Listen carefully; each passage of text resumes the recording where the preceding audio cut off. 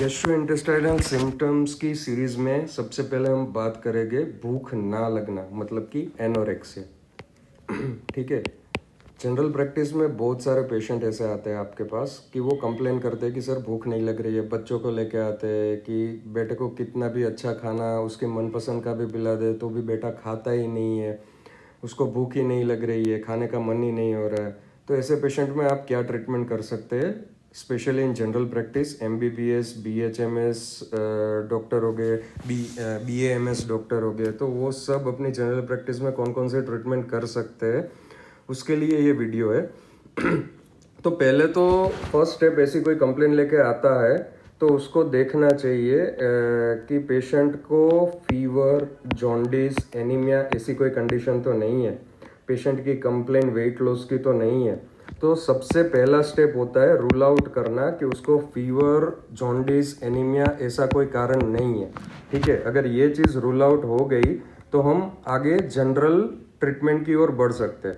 तो शुरुआती ट्रीटमेंट में हम क्या करते हैं, तो पेशेंट को न्यूरोकाइन गोल्ड इंजेक्शन हो गया, जेकोबल 1500 इंजेक्शन हो गया, वो सारे इंजेक्शन हम उसको B12 के इंजेक्शन के नाम से जानते हैं। तो ये B12 के इंजेक्शन है, 2 cc इंजेक्शन IM देना रहता है। अब कितना दे, तो कि 5 इंजेक्शन देना है, अल्टरनेट डे पे देना है। ठीक है, तो B12 के 5 इंजेक्शन देते हैं हम अल्टरनेट डे पे। ठीक है, 2 cc के IM। दूसरा, हम सिरप प्रिस्क्राइब करते हैं, जैसे कि सिरप साइपोन हो गया, सिरप प्रैक्टिन हो गया, सिरप ट्रूसिप TS हो गया। तो ये सारे सिरप का कंटेंट है साइप्रोहेप्टिडिन। अब साइप्रोहेप्टिडिन सिरप वैसे तो एंटीहिस्टामिनिक क्लास की ड्रग है, साइप्रोहेप्टिडिन एंटीहिस्टामिनिक क्लास की ड्रग है। तो फिर आप पूछेंगे कि हम इधर क्यों दे रहे हैं, तो पाया गया है कि साइप्रोहेप्टिडिन सिरप से भूख बहुत ज़्यादा लगती है। ठीक है, तो अब इसे आप साइड इफ़ेक्ट कह लें, तो इसकी साइड इफ़ेक्ट को हमने यूज़ में ले लिया। ठीक है, तो साइप्रोहेप्टिडिन सिरप बहुत सारे डॉक्टर्स जनरल प्रैक्टिस में प्रिस्क्राइब करते हैं भूख ना लगने के लक्षण में। ठीक है, दूसरी एक टेबलेट होती है जिसका नाम है, वो लॉन्गिफन ब्रांड से मशहूर है, 25 mg की टेबलेट जो कि एंटीहिस्टामिनिक है। तो लॉन्गिफन टेबलेट हम दे सकते हैं, दिन में 2 बार देनी है, खाने के आधे घंटे पहले। ठीक है, खाने के आधे घंटे पहले 25 mg की टेबलेट 2 बार खाने के आधे घंटे पहले देनी है। ठीक है, अब किसी किसी पेशेंट में हम जनरल टॉनिक भी दे देते हैं, जैसे कि टॉनिक एक्टिवेट हो गया। तो ये सारे जनरल टॉनिक है, वो 2 टेबलस्पून हमको दिन में 2 बार लेना है आधे घंटे खाने के पहले। ठीक है, तो ऐसे सिरप भी हम देते हैं कोई पेशेंट में। अब इंडिया में काफ़ी पेशेंट में हम एंटी हेलमिंथिक ड्रग का भी यूज़ करते हैं, जैसे कि अल्बेंडाजोल हो गया, या तो कॉम्बिनेशन अल्बेंडाजोल और आइवरमेक्टिन हो गया, जैसे हमें ज़रूरत लगे। जो टेबलेट जेंटाल और बेंडी प्लस के नाम से बहुत प्रचलित है। तो ऐसी टेबलेट 400 mg की एक गोली हम स्टेट में देते हैं। सिर्फ एक ही गोली देना है, उसके बाद नहीं देना है। एक गोली दे दिया बस, अब भूल जाओ। ठीक है। डाइजेस्टिव एंजाइम भी हम देते हैं, जैसे कि यूनी एंजाइम हो गया। ठीक है, तो टेबलेट यूनी एंजाइम हम एक टेबलेट दिन में 2 बार 15 दिन तक देते हैं। ठीक है, एक टेबलेट दिन में 2 बार 15 दिन तक देते हैं। उसके अलावा मल्टीविटामिन्स हो गया, जैसे कि एडिविट हो गया, मल्टीजेम A to Z हो गया। आपको जो पसंद है कोई भी एक मल्टीविटामिन टेबलेट भी आप दे सकते हैं। ठीक है, बहुत सारे डॉक्टर जनरल प्रैक्टिस में भूख ना लगने के पेशेंट्स में स्टीरॉयड का इस्तेमाल भी करते हैं, जैसे कि डेक्सामेथासोन 0.5 यूज़ करते हैं, एक गोली दिन में 2 बार यूज़ करते हैं। ठीक है, पर मेरा मानना है कि जब तक ज़रूरत ना हो तो स्टीरॉयड का उपयोग ना करें। ऐसी दवाई की बहुत सारे पेशेंट में पाया गया है कि इसको आदत भी लगती है।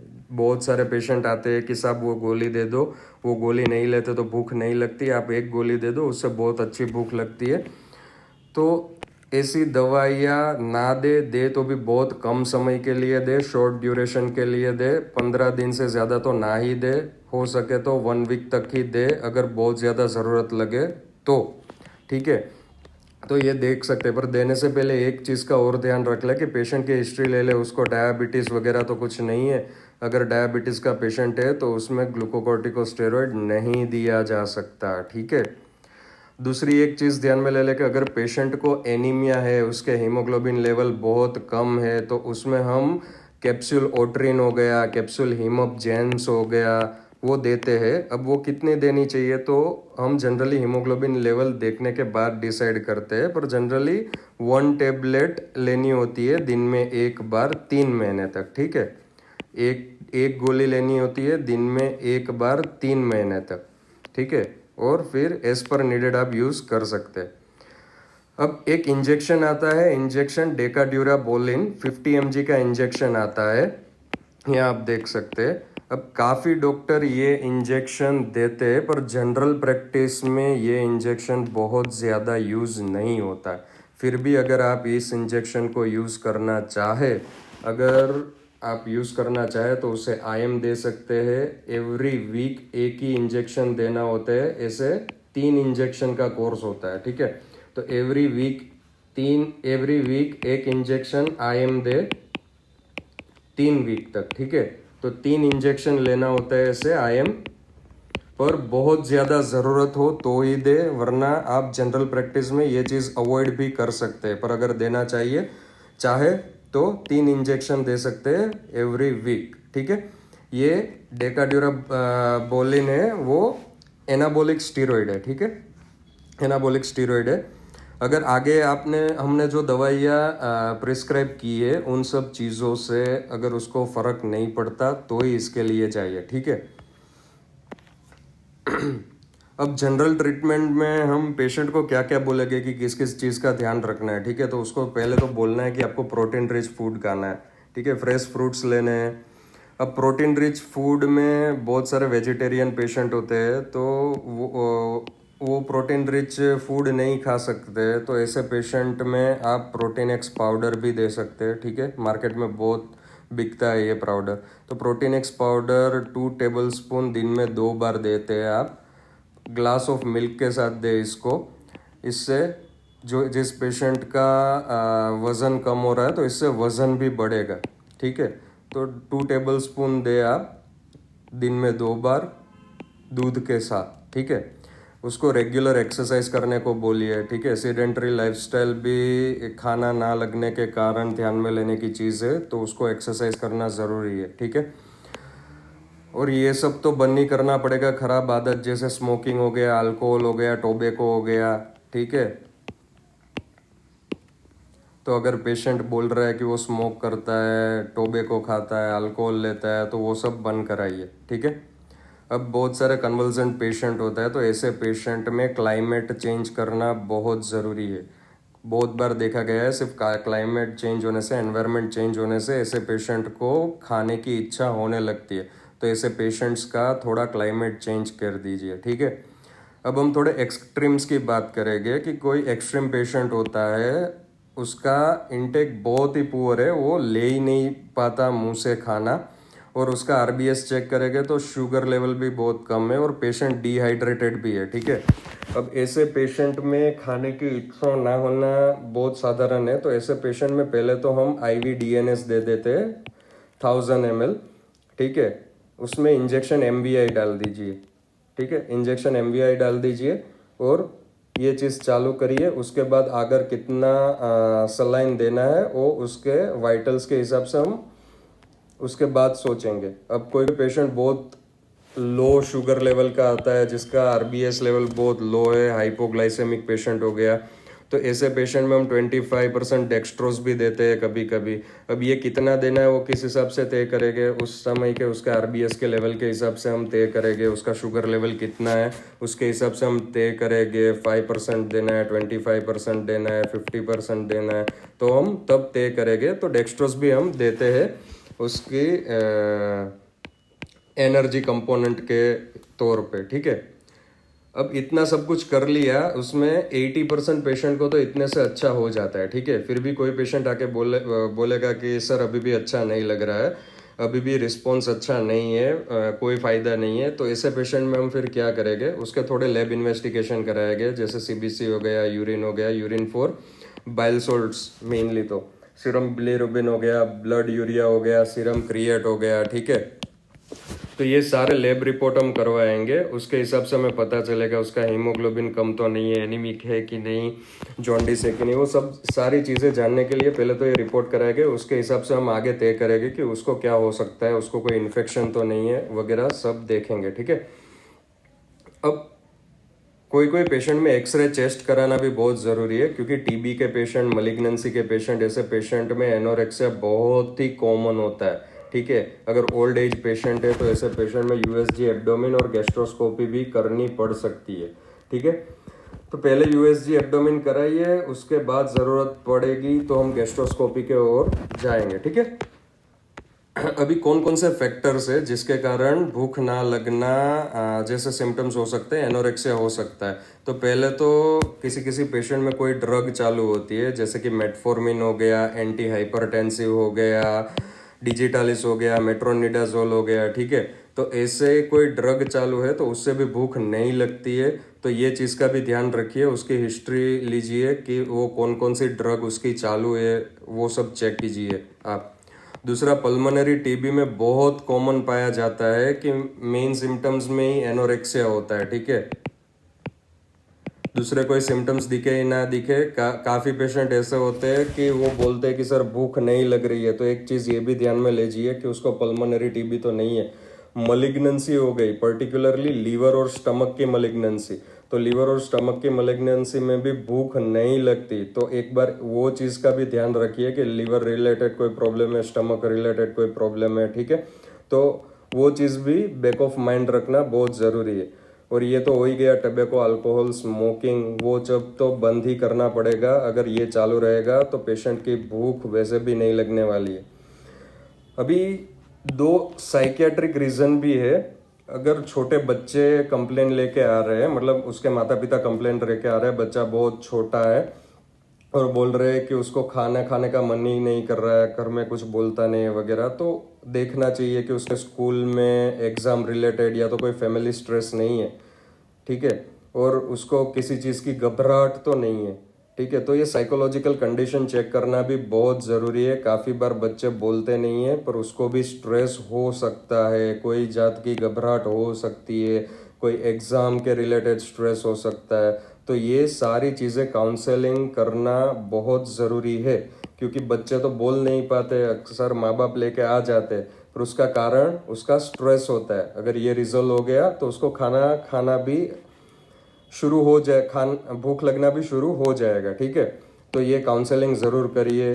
प्रेग्नेंट लेडी में भी काउंसलिंग बहुत ज़रूरी है, क्योंकि उसको कोई साइकेट्रिक कंडीशन हो सकती है, फैमिली इश्यू हो सकती है, हो सकता है कि उसके माता पिता या तो हस्बैंड के साथ उनकी बनती नहीं है, ठीक है।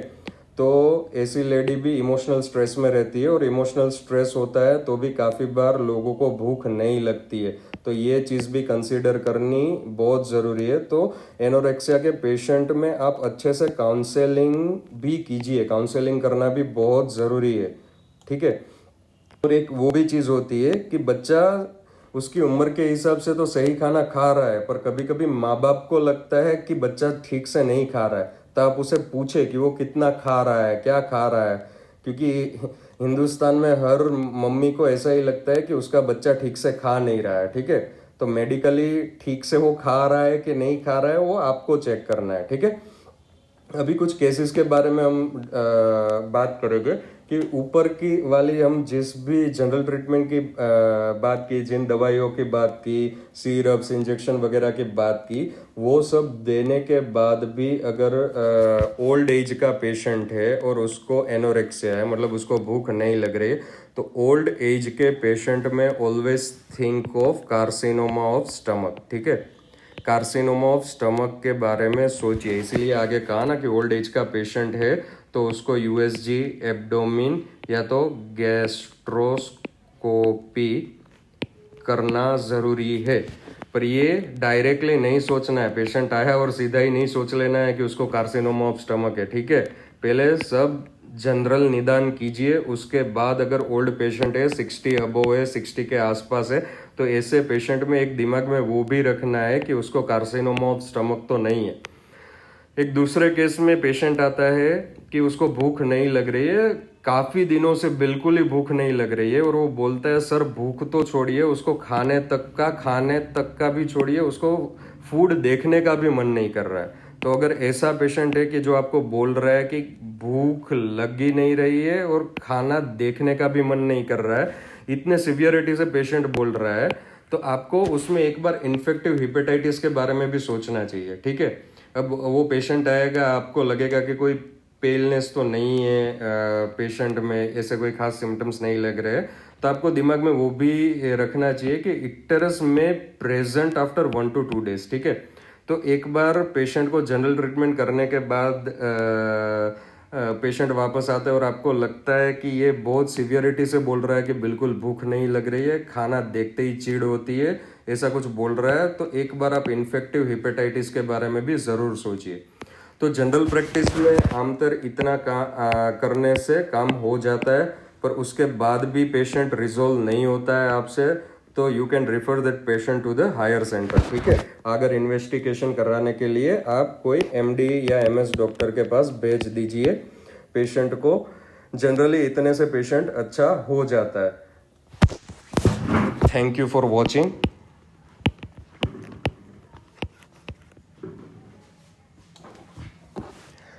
एक चीज़ का ज़रूर ध्यान रखिए, इसमें जो भी दवाइयाँ बताई गई है वो सिर्फ डॉक्टरों के एजुकेशन के लिए है, दूसरी आम व्यूअर्स के लिए नहीं है। अगर ये वीडियो देख के वो दवाइयाँ स्टोर में से ख़रीदना चाहते हैं तो ना खरीदे, इसकी कोई भी साइड इफ़ेक्ट हो सकती है। तो एक बार अपने डॉक्टर से ज़रूर मिलिए और उसके बाद तय करिए कि आपको दवाई लेनी है या नहीं लेनी है।